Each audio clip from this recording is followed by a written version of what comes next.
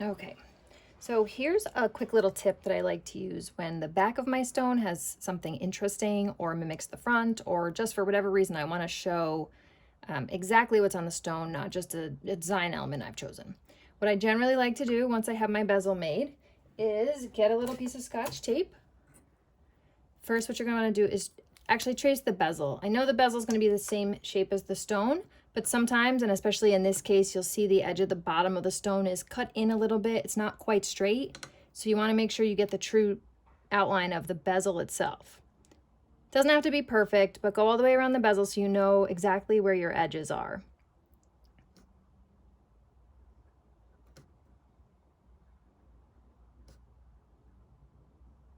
All right. Once you have the outline of the bezel done, you can peel that back off and center your stone inside that outline.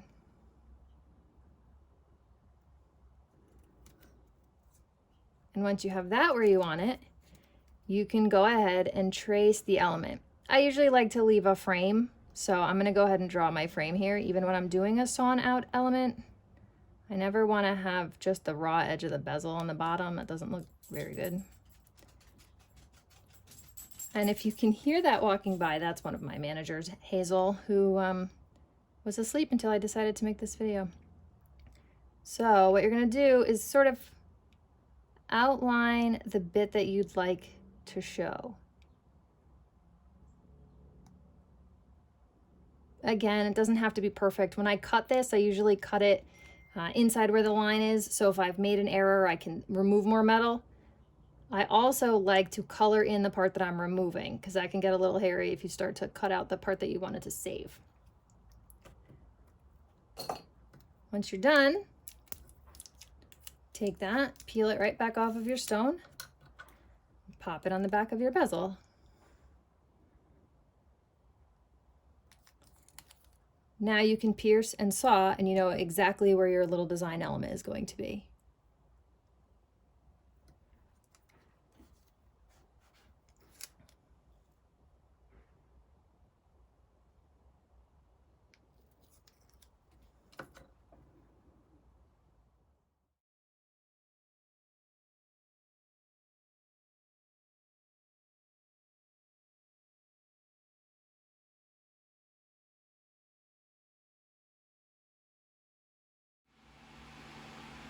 Once you've removed your tape, you'll see you have your cutout there. That should hopefully align with the pattern you're trying to preserve. It's going to be a little bit rough. You will need to touch it up a bit unless you're super careful with the tape, but I find this method works best because with placement and it moving a little bit, it's a lot easier to correct afterwards.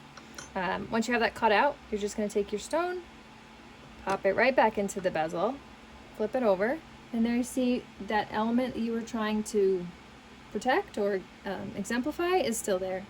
I happen to like this spacing here where you do see a little bit of that sandy color around the blue, so I'll go ahead and I'll clean this all up to have equal spacing all the way around. I'll probably touch it up with some other metal. I'd like the backs to be a little bit interesting for the wearer, but that's it. That's the handy little tip.